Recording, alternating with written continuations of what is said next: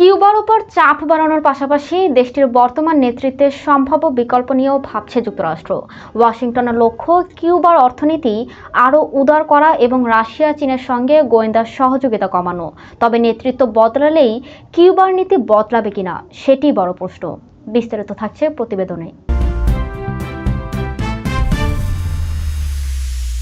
The new York টাইমসের প্রতিবেদনে বলা হয়েছে, যুক্তরাষ্ট্র চায় কিউবা মার্কিন ব্যবসার জন্য বাজার খুলে দিক এবং যুক্তরাষ্ট্র থেকে তেল আমদানি বাড়াক।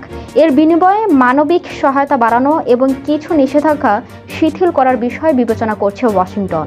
তবে সম্ভাব্য উত্তরসূরি বাছাই বড় চ্যালেঞ্জ। মার্কিন গোয়েন্দা মূল্যায়ন অনুযায়ী বাস্তববাদী বা সংস্কারপন্থী সম্ভাব্য নেতা খুব বেশি নেই। কেউ কেউ বর্তমান নেতৃত্বের চেয়েও কঠোর হতে পারেন।